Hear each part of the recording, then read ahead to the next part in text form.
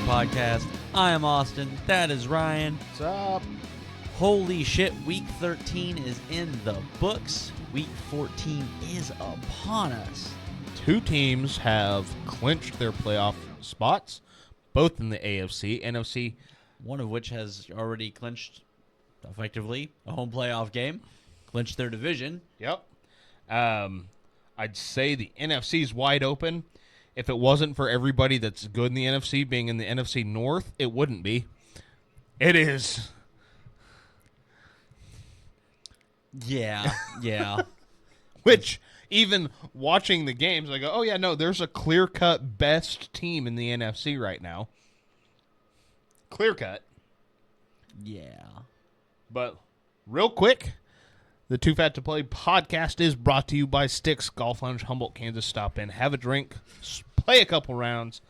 Tell them Ryan and Austin sent you in.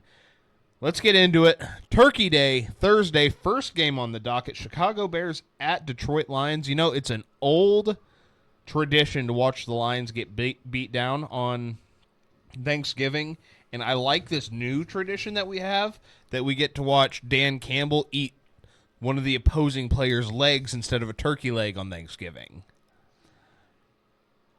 But also, that game was a whole lot closer than I thought it was going to be. It very much, the Lions took their foot off the gas. Yeah. They went up big, and they're like, all right, just don't lose. They don't do that very often. That seemed very much we know what we have to do to stay 3 points ahead of them. Stay 3 points ahead of them. Yeah. And then Matt Eberflus just... Hey, he's saving that timeout for his next job. I didn't know that they were transferable. I mean, it kind of looked like he was saving it for next week. Dude, what the actual fuck? Congrats to the Bears for firing Eberflus.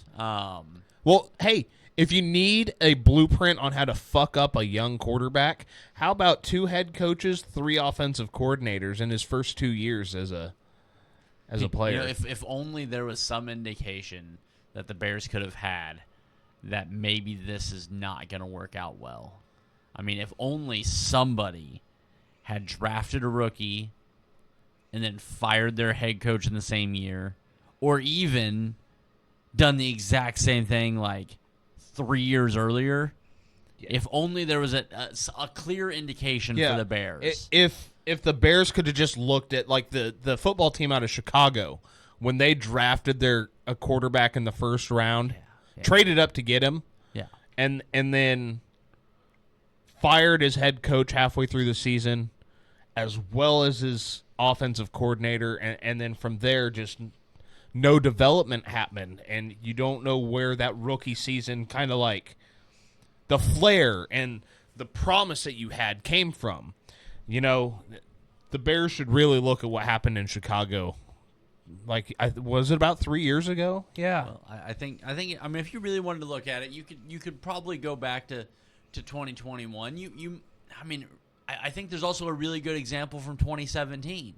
Where you go up, you get the quarterback, your pick of the draft, and then you fire a coach halfway through the season. I think that's that's that one team that plays in Chicago. Oh, that did yes, that. Yeah. So it's so crazy that team did it twice, and then the Bears are following in there. Fucking stupid. I feel like I called this 3 years ago. It's so crazy. No, I do not believe that Caleb Williams has the leadership skills. I also watched a quarterback with all the talent in the world, like, just get zero chance. Now I'm watching, once again, no leadership skills. I'm still not seeing that shit like I wanted to. Showed a flash, and then it went away. Mm-hmm. No leadership skills, all the talent in the world, and you're doing the exact same goddamn thing. Guess what we're doing in 3 years? Guess what? We're drafting another quarterback in Caleb Williams. Nick Wright's still holding on to that fucking ship as it's sinking. Like, all I can think of is fucking... He's going to end up a fucking Steeler taking over for a injured Justin Fields after Russell Wilson's decided to retire out of nowhere.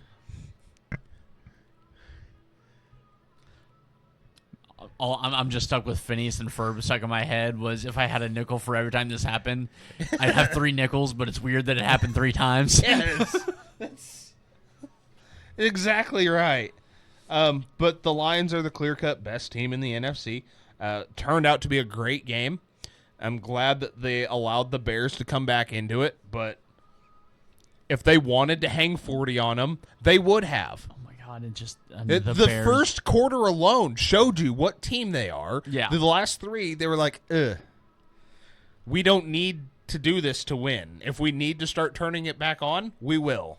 Coast. We don't need to keep giving people tape. There's no need.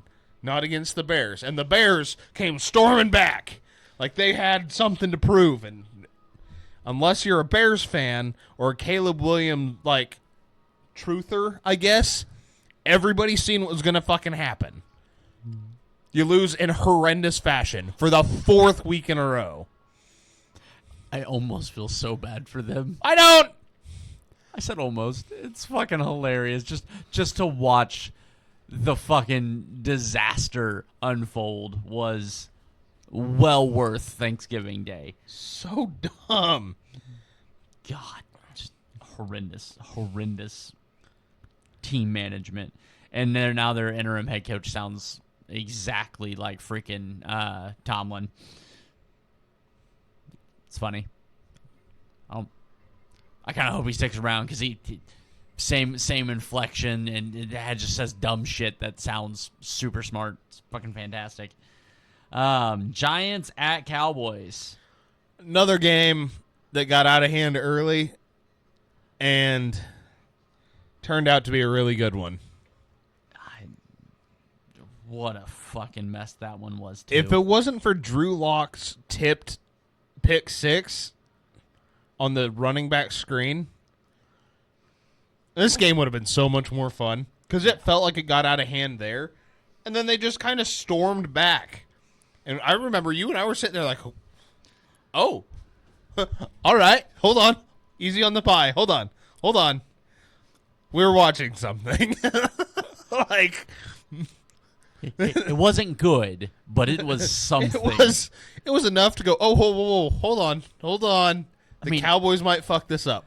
I mean, that's a good enough reason. Yeah, it's Thanksgiving. The Cowboys could possibly lose. That's exactly what I need in life. I mean, don't get me wrong. Drew Lock made me go, oh, yeah, maybe that's why they started Tommy DeVito over him. But it wasn't good. No. But God damn it, I am here for the chaos. Oh, of the NFC East? Oh, God, yes. Yeah, absolutely. The Packers absolutely throttled the Dolphins. The Dolphins don't like cold weather. Who knew? Strange. Nobody could have ever saw that coming. Nobody called that. Not at all. Black Friday was almost very black in Kansas City. That was... Oh, my God. Like... Okay, so... I really hope DJ Humphries is anywhere close to what he used to be. Because he's starting this week. Because Wayne Morris got replaced by Joe fucking Tooney. Which I believe is a problem when you take your starting left guard and you're like, let's just scoot you outside. I don't even know who fucking replaced Tooney at guard. But, yeah, no, we got to do something with this offensive line. Because, holy shit. Because Mahomes started the game, and you're like, oh, Mahomes is playing pretty good. And then you're like, oh, Mahomes is not having a chance to even think about yelling hike.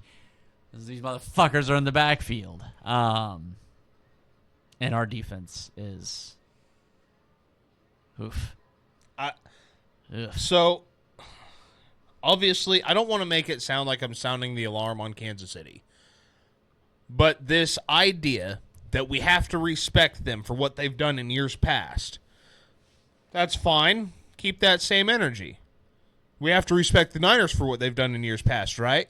No, one of their seasons is over, and the other, if you, I don't know, let's take 8 points and flip them. Just any 8 points. You could add like 8 fucking losses to their goddamn record. I know it's not quite 8, but you can add a fuck ton more losses. And then it's not the same team. I get it. One's getting all the shit to just go their way. By design or not. I'm not completely... Because I watched the ref come in. No, it's blown play dead. False start. And suddenly, it's not a false start on the field. I seen it. I was confused. What the fuck ever. It's happened for fucking 13 weeks. I can't even be upset about it. Also, the call was correct. It wasn't a false start. It was fucking false start on It can't live. be. It's not a false start. If the clock's running, it's a false start.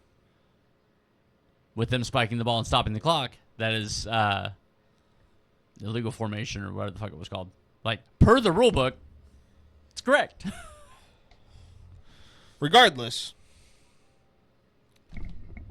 I mean, what? So we have to respect the Chiefs that they're just going to blow through the playoffs because of what they've done the last 2 years. I'm not fucking taking that. I've been watching other teams. Right now, if they catch the Chargers in the divisional round, they should be very fucking scared. If they're catching the goddamn Broncos at all, they should be very scared. If they're catching the Steelers, which don't ask me why I'm throwing the Steelers out there, because the Steelers are not better than the Chiefs. Making that clear. But the Steelers have one thing, and it's fucking just, I don't know. It's not even, they don't even get calls their way. So the question is, who's got more black magic, Mahomes or Mike Tomlin? Like, the Steelers aren't good. That is not a good 9-3 team. They're 9-3. I get it. Once again, the Chiefs are 11-1. I see the records. I see the teams that take the field. Those two teams, you don't want to play because it's just like, but again, like the only how the team, fuck? In the current playoff format, the only team that really scares me is fucking the Chargers. As they should. Like the Chargers, I worry about. I don't. Houston, I'm not worried about at this point. They Not are right now. They are destroyed. They are battered. And CJ is playing like dog shit the last several weeks. The Steelers, that's going to be an ugly fucking game, but I expect the Chiefs to win that game. The Ravens, I don't think can do anything. Ravens. I don't. Maybe it's misplaced. I don't fear the Bills. I believe in the Bills' ability to step on their own dick and cost themselves a game. See, I feel like that comes from the same place as having to blindly believe the Chiefs are just going to go through it. You have to take this year by year. This year, your record, once again, I said it fucking 6 weeks ago, your record is not always who you are. It's just your fucking record. We've seen a Steelers team. I'm watching the same fucking football. You can only keep stepping on your own dick before you start eating shit. Like, that's all the Chiefs have done. They haven't played good football. It's not complimentary football. It's lucky football. Lucky does not win the Super Bowl. Even that fucking Giants team that should not have been there, like, it wasn't all luck. The NFC Championship game was. There was a lot of luck. The NFC Champ. So the Super Bowl. The last two, yes. But to get in there, they beat really good teams up until the fucking muff punt, and then the muff punt, and then the muff punt against San Francisco. I have an issue with the playoffs. Oh, I know. I've watched. I can't be excited for a team that I do not believe is the best in the league. Now, maybe something happens in the playoffs like last year where the team just fucking kicks it on. Fine. You can also do that at 8-4. I'm telling you right now today, there is no reason to believe in this Chiefs team like we have the last 2 years. Again, I think that's going to hinge very much on what DJ Humphries is. So they got away with it. What else does anybody want to say? Maybe you should not change your system for your rookie center driving down the field with a chance to win the game. Seemed like a bad time to do that. The Chargers eke out one against the Falcons. The Chargers had that game wrapped, and Jim Harbaugh fucking pulled back. But He had no reason to fucking keep air raiding. None. Right. When Kirk Cousins is handing you the football, it's okay, we'll do this 17 more times, dude. If you're going to keep floating it up, we'll just pick it off, march it down the field. If we have to kick a field goal, oh no. If we don't make it that far, we knocked 9 minutes off the fucking clock. Yeah. That was a smart football. That was the smartest football game I've ever seen coached. It was no need. There's no need for you to throw the ball. Don't even go out there to get yourself hurt. You're going to take the snap. You're going to hand it to that guy. And if nothing happens, you'll have it back in 2 minutes. Yeah. Yeah. And if it's longer than that, they've made the red zone. We'll pick it off there. Yeah. Like, after the third one, there's no need to, it's not going to stop. Those type of games, ask Jameis, They snowball. they snowball really bad, especially when Kirk Cousins is out there throwing dead ducks. Those ducks weren't quacking. They were hanging up at the fucking Chinese market is where they were. So the score was a lot closer than what the game actually was. Yeah. I actually didn't remember that game being that close score-wise either. So, Pittsburgh, Cincinnati. I'm going to let you fucking take this one.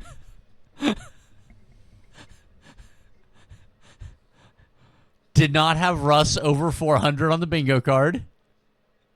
Joe Burrow Is it just me, or did George Pickens suplex another corner for no reason?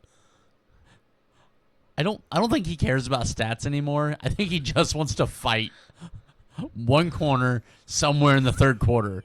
Like, just brawl. Like, holy God. Yeah, Cincinnati's offense is a problem. So's their defense. Yeah, their defense is the other kind of problem. Like, I don't even know what to do with it. Like, I did not have the Steelers scoring 44. Granted, Burrow's pick 6, different game. But that's an impressive team that's 4-8. Granted, I said I didn't think they'd be that good this year. I thought that defense was going to be suspect at best. Turns out they can't even identify what a fucking suspect is. But yeah, no, Pittsburgh's offense just did things that I didn't know they could do. But God, if you can just find a way to cover the goddamn deep ball against Russ, that offense is done. Yeah, no shit. Like, if you could just take the deep ball away. It's funny because they hand it off to Jaylen Warren and he breaks out for 30. And then they hand it off to Jaylen Warren and he breaks out for 23. And then they hand it off to Najee and he gets nowhere. And then they hand it off to Najee and he gets nowhere. And then they hand it off to Najee and he gets nowhere. And then they hand it off to Najee and he gets nowhere. And then they hand it off to Jaylen Warren for 47. I'm not saying Najee's bad. He's just not as advertised. And Jaylen Warren is out there running like Le'Veon Bell. So, football. Mike Tomlin. He's got a plan, man. He has. Is he next week? He secures a. Nope. He has secured. Yeah, he's already secured a winning season. A winning season. He has secured that he will not have a losing season. This is the greatest head coach we have ever seen. Like, that is so hard to do. Winning Super Bowls is hard. I think not having a down year where you had a losing season might actually be harder. Because how many has Andy Reid had? Quite a few between his two stints. Like 5 or 6. Mainly in... I say he hasn't had one in Kansas City, I don't think. No, I don't think so in Kansas City. And I don't know how many he had in Philly. He was in Philly a long time. Yeah. Shanahan's on his second losing season. He's been to 4 NFC Championship games. Like, Bill Walsh had losing seasons. Bill Belichick had multiple losing seasons. Yes, it was after Brady. And before Brady. And, well, yeah. Well, apparently those don't count. Okay. That's fucking impossible to just not have a losing season. And yet, there's one guy that said, all right, I got a box of Cracker Jacks and a jump rope. I'm going to make them win 9 football games. And he did. He has Russell Wilson, the same guy that took Walmart for $250 million. Nobody's stolen that much from Walmart since the city of Chicago. I don't think you can say that, but okay. Nobody's listening. All right. I have Andy Reid's stats here in front of me now. All right. So in 99, his first season. 99? Yes. Holy fuck. His first season as Philadelphia's head coach, he went 5-11. In 2005, he went 6-10. That's 500. That's 500. In 2012, his last year in Philadelphia, he went 4-12, which is his worst season as a head coach. And then in Kansas City, 11 wins, 9 wins, 11, 12, 10, 12, 12, 14, 12, 14, 11, and then 11. So he's had 3. He's had 3 since 1999.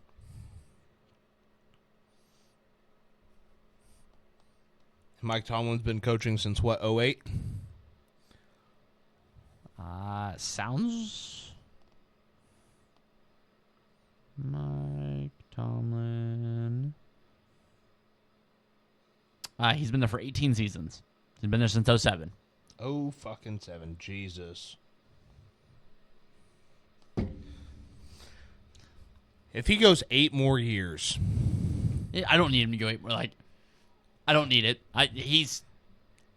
I'm convinced. Like, we've had this argument. It's not really an argument. We've had this conversation amongst ourselves multiple times. You have to put him. Like, you have to put him up there. Yeah. I don't think you can make the list without having him on it. Like, yes, I would like to see him get a second Super Bowl. Oh, absolutely. I think that helps secure that. But, dude, you're 18 seasons in as a head coach and you've never had a losing season. Like, you know, the Steelers haven't had a losing season in 21 fucking years.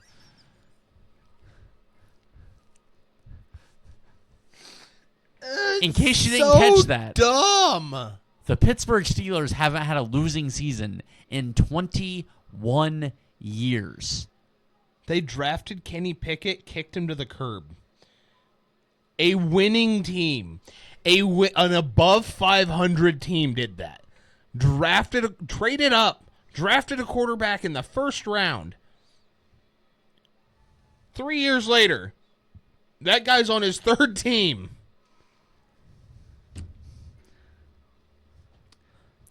They had a full season of Mason Rudolph. Yeah. Obviously, I don't need to be told how great of a head coach he is. But I don't think, as football fans, we get so wrapped up in our own. If he was fired today, he's got a job with, like, what head coaches are you taking over him? Dan Campbell right now? Maybe. For the team, for Detroit as the team, yes, I'm taking Dan Campbell. But I mean, Kyle Shanahan, Andy Reid, Sean McVay. Well, I mean, you got, yeah, we'll go. If you're telling me the Bills wouldn't look at Sean McDermott and go, I know what you've done for us, but that's Mike Tomlin. Yeah. If you're telling I think me realistically, you're probably looking John Harbaugh. John. I think Sean Payton's staying in Denver over him. And it's some of these, it's just team fits. Yeah. But there's I'll say it again. The Bills. That's a good team that you look at. Sean McDermott, who has the last 3 seasons have been kind of middling. You can't fucking perform on the big stage. Big games, you can't really perform. And you have that sitting there. Oh, Dallas is throwing the house at him. Miami, both New York teams. Yeah, Chicago. I mean, just looking at last week's slate of games, Chicago does, New York does, Dallas does. Miami might. Green Bay, kind of, I expect them to stay with LaFleur. Vegas does. Kansas City not going to. Although I would like Tomlin to stay in Pittsburgh just long enough for Andy Reid to retire. Not. Just saying. That's fine with me. The Chargers, I'm not sure with Harbaugh. The Falcons, I believe they make the change.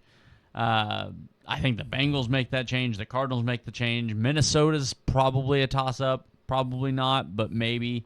The Colts do. The Patriots might. Who knows what that I know the Patriots love what they have in Mayo, but you have Mike Tomlin there. You at least look into it. Yeah. The Seahawks, they do. Mm-hmm. I fully believe it. Like I said, the New York team. Tennessee would be stupid. Hell, even the Commanders. Yeah. The Commanders, you would have to look at that. Houston does not. I feel like Houston's got very much a Dan Campbell type of fit there, where they're looking for a certain. Yeah. Jacksonville does. The Rams don't. Saints do. The Bucks probably do. The Panthers do.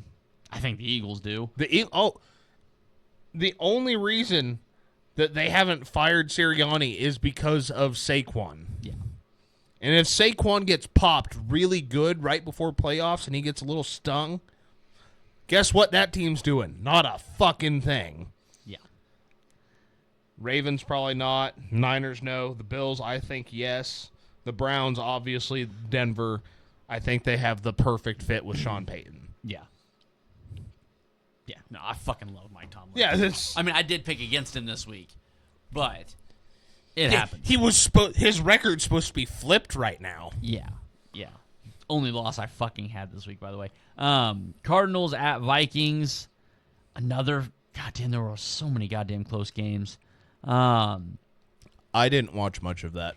I really didn't either. I mean, I watched it fantasy, kind of from a fantasy perspective. I watched it. I didn't watch a whole lot of that game. Vikings squeak out 23-22. Colts outlast the Patriots 25-24. Talk about a fun football game to fucking watch. I only caught the end of that game. It was all game defense. And then the fourth quarter, both teams said, I'm going to fucking score now.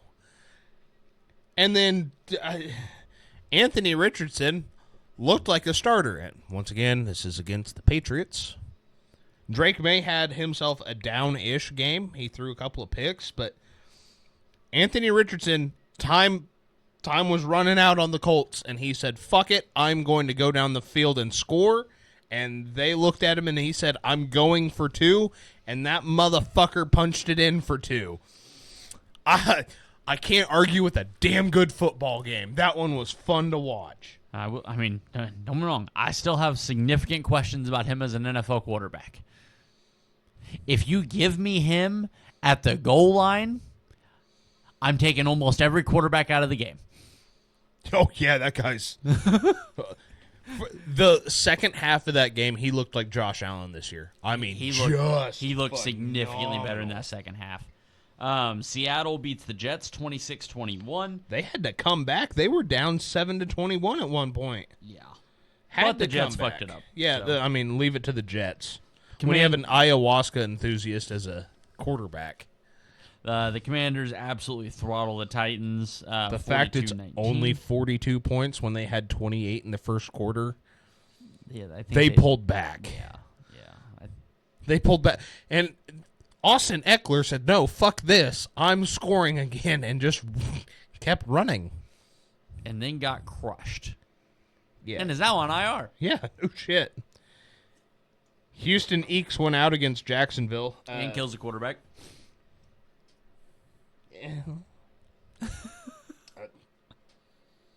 I'm not going to be John Runyon here and say that was the most egregious. Well, obviously, there's not even anybody laying on the ground for you to dive headfirst into. Oh, right. Step on somebody's face mask. Yeah. Go after somebody on the sideline. That John Runyon. Yeah, the same one that said that Azeez Al-Shaair showed complete and utter disregard for player safety and is not what the NFL's about, and how they want to see players treated. And, man, it's really weird hearing those words come out of that mouth on a bang-bang play where as soon as Azeez makes the decision that he's going to fuck a runner up, which once he gets out of the pocket on a designed fucking run, he is a goddamn runner. This is fucking football. As soon as he decides he's going to lay his shoulder into him, he decides to slide. I'm not saying that it's right to hit the quarterback. This is also fucking football. You roll out to the left, wide open field. You square up with a linebacker, and as soon as you see the fucking his eyes turn to black, like he's going to kill you, he's made his mind up. He is coming off the ground to take your head off. You don't get to slide. I'm sorry. It was a vicious hit. It was. And if that was a fucking running back, he doesn't get to slide. He has to absorb that blow. Yeah. Take that. So my thing with it is, like, as bad as the hit was, at least he led with his forearm and not his helmet. No shit. Like, how many times do you see somebody go down, like, just slide like that, and they lead with their helmet? Yeah, they lead, or they lead with their shoulder. Yeah, the linebacker just head down into the face mask. Like, at least he led with his forearm. Yeah, he threw his If that was in a square up with his chest, he probably would have just bounced off of. I don't know. Azeez is a big linebacker. Yeah, probably would have at least knocked a big quarterback down. But he decided to slide late. You slid late. I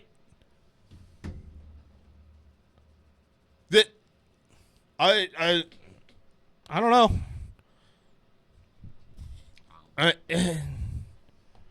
He's been suspended 3 games. Sweet. That means he won't be available for the Kansas City game. Yeah, that one might be egregious.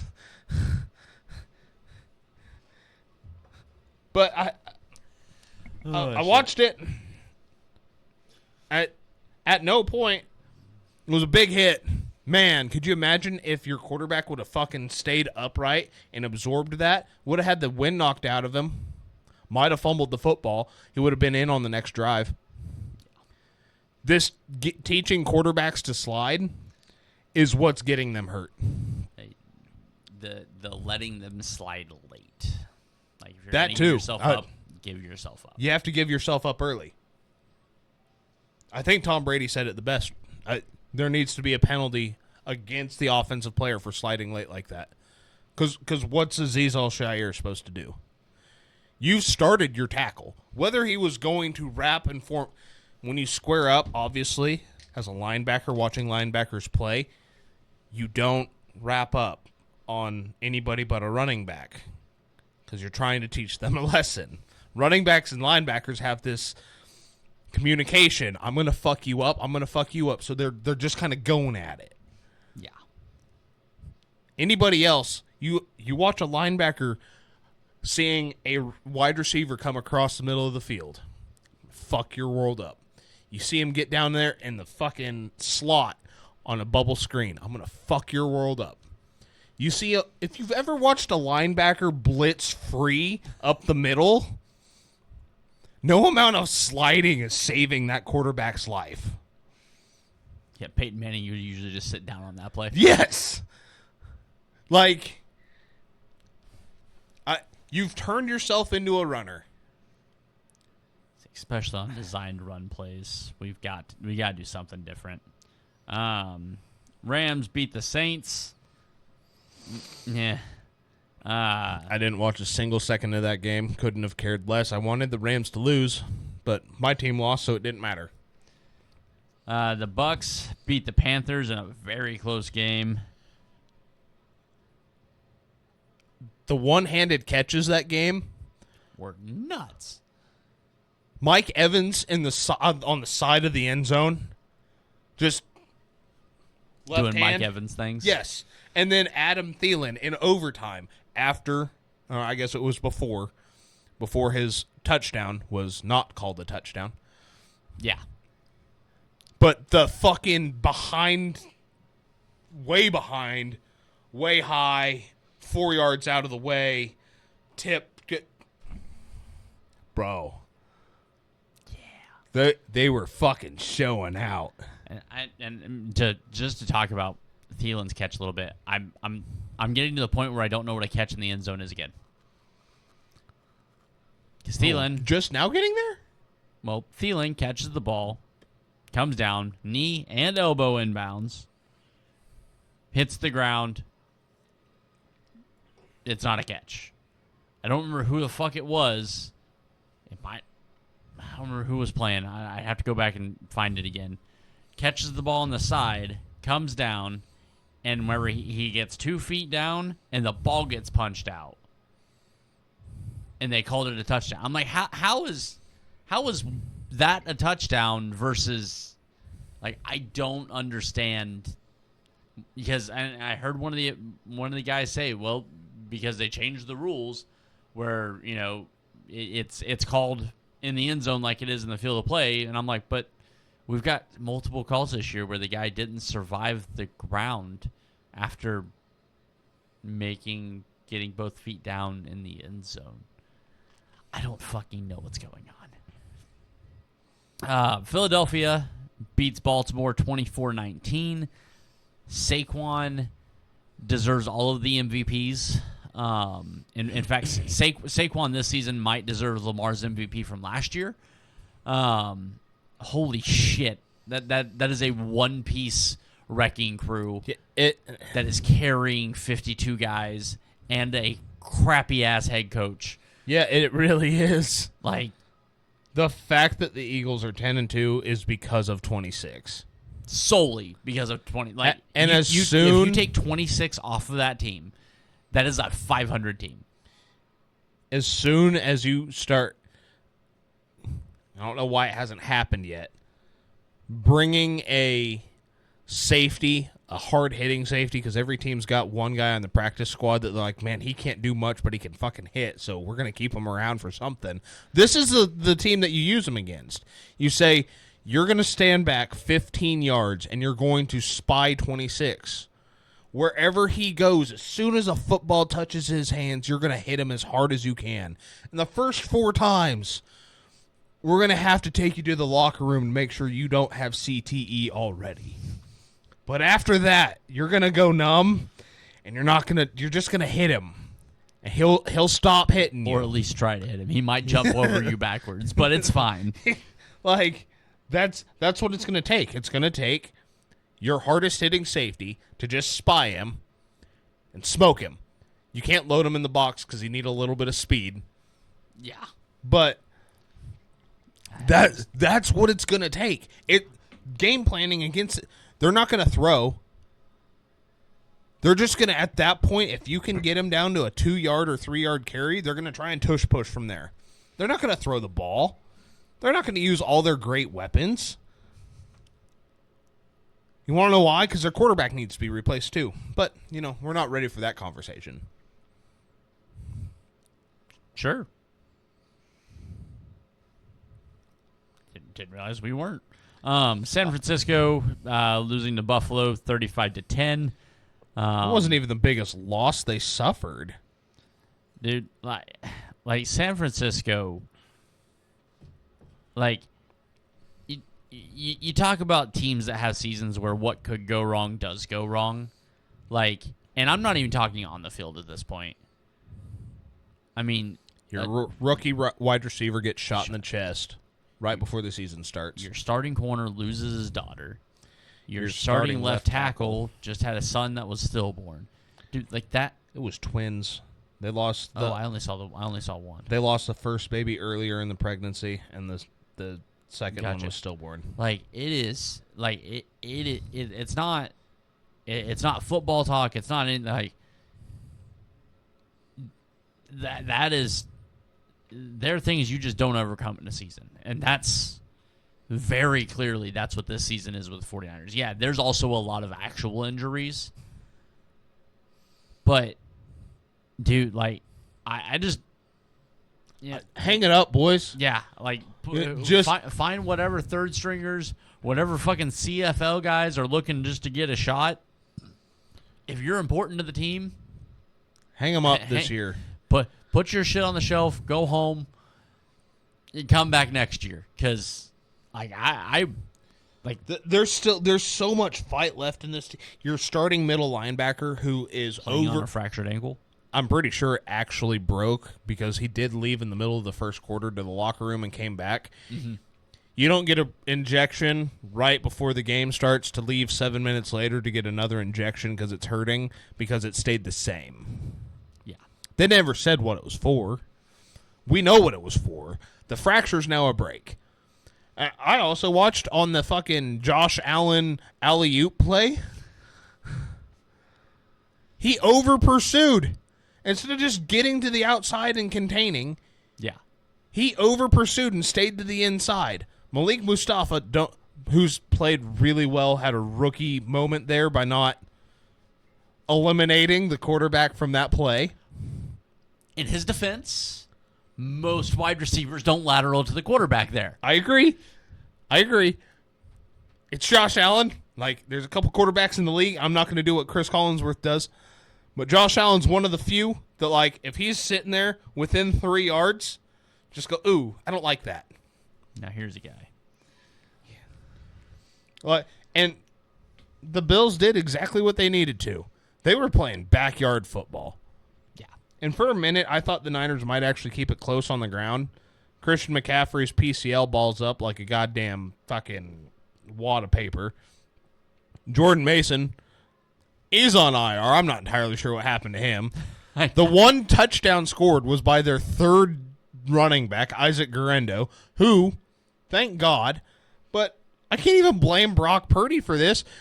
He didn't have a full practice. He hasn't had one in 3 weeks. Yeah. You're going to tell me it was -4 fucking degrees with 2 foot of snow that he was ready to throw the ball around? No, he was 11 of 18. He threw it to where he could and went back and was like, thank God I don't need ice because this thing fucking hurts. Yeah. I mean, that is as many completions as Jalen Hurts had this weekend. And then game of the fucking week. Monday goddamn night. For reasons unknown, Browns-Broncos. Jameis. The full Jameis experience. There was not one thing missed. You had the pregame speech that had the players were hyped, but everybody that like listened to it was like, what the fuck did he just say?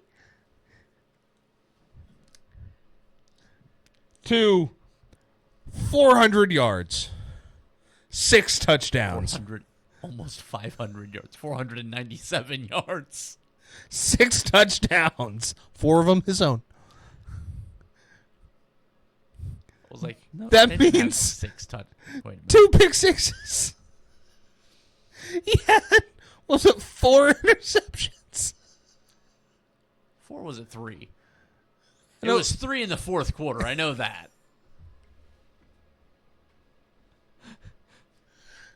And then the post-game speech to cap it off. I need the Lord. Praying God deliver me from pick sixes. They extrapolated his stats. Have you seen this? The 6 games that they've extrapolated his stats out for the season. If you extrapolate his 5 or 6 games, whatever it is, out over a full 17-game season, he sets the league record in yards at 5,700 yards, 34 touchdowns and 20 picks. Jameis fucking Winston. I don't know the guy's name. I know he's on a show. I have no idea what show he's on, but he had the line that is absolutely ringing true no matter what. I don't want Jameis Winston to be my quarterback. I want him to be a starting quarterback in the league. I think that was Breakfast Ball on Fox, if I remember correctly. Okay, I don't know. It's the tall, goofy looking guy. Yeah, I know exactly who you're talking about. Yeah. I'm pretty sure it was Breakfast Ball on Fox. But that line is 100% correct. Oh my God, it's so fucking true. I don't want him to be my starting quarterback. Like there should be a rule that if you draft a quarterback number 1 overall, you have to start Jameis that rookie season. Like A, it protects your rookie quarterback. B, we get Jameis. Yeah, I think it was Barstool came out and said if there's a primetime game, Jameis Winston is the backup quarterback for both teams. It was. I'm pretty sure Big Cat said that. We have to have Jameis, and we all need Jameis in primetime. One quarterback to ever have 30 touchdowns and 30 interceptions in a season. One. Over the last 15 years, I think it was 15 years, quarterbacks that go for 450 yards, 3 or more touchdowns. I know this stat because I just something else. The entirety of the NFL outside of Jameis Winston's happened 3 times in like the last 15 years. Jameis has done it 3 times. Here's the craziest thing, though. He got outplayed by a rookie quarterback. What was it, 130 yards combined on 2 touchdowns? 163 yards. The Broncos go 93 yards to the house, kick the ball off into the end zone. The Browns come out at the 30, and a first play from the line of scrimmage is 70 yards to the house for Jerry Jeudy. It was the greatest fucking sequence I've ever seen in my life. I had to go to bed early, but getting up this morning, because I went to bed right around halftime, and I had to shut my phone off because the NFL likes to give updates for their standalone games. Like, tune back in and watch. Their updates last night were like, they just went 167 yards to score. It's a 1-score game. They just went 14,000 yards to score. It's a 1-score game going the other way. And I'm like, I seen all of the notifications pop up this morning. I was like, what did I fucking miss? Throughout the day, lunch and my 2 breaks, I was watching highlights of this game, and a highlight reel shouldn't be just the game. It shouldn't be NFL replay going, no. There's no 5-minute highlight reel. Just watch the game. Yeah. It was incredible. Sean Payton said, all right, you want to use Jameis to get into a shootout? I know how Jameis works. I coached him for 2 years. Remember eating dubs? Yeah. That was me beating my head off of the locker.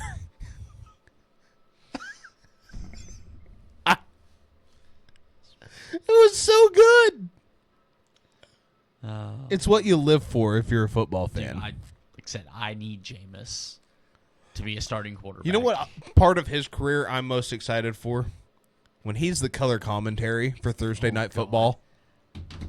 They are not going to let him anywhere close to Listen commentary in the NFL. Listen to me. That dude is going to be calling Maction, and it's going to be the highest rated program in the country. Listen, because when it happens, and the Kelseys have their own Thursday night broadcast on Amazon, just like the Manning cast, on-field report is Jameis Winston.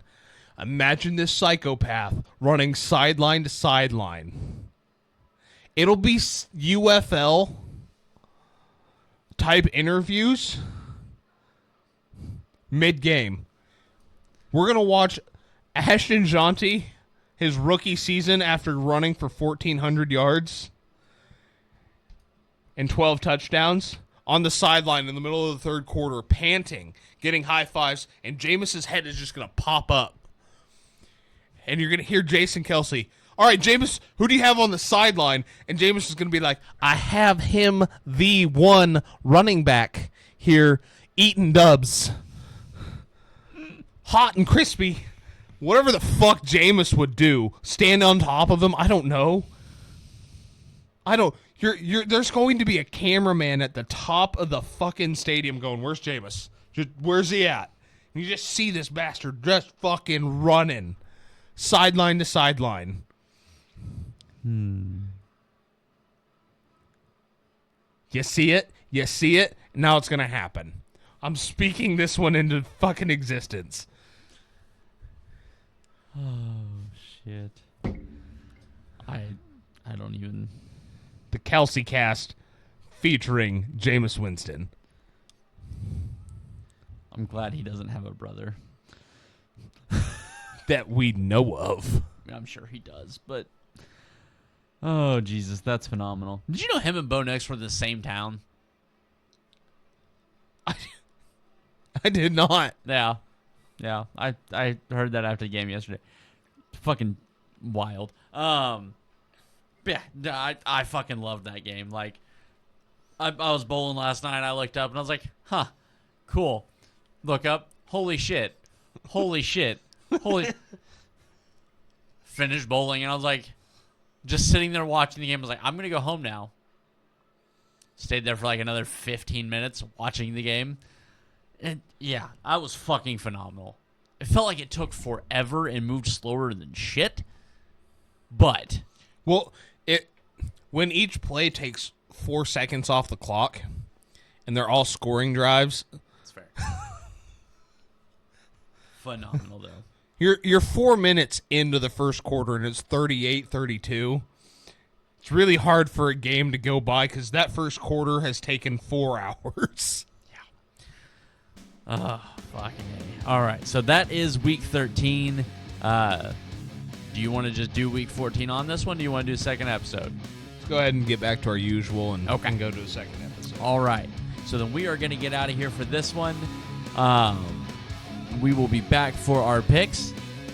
Until next time, be kind to each other, love one another, and always remember, fuck the Cowboys.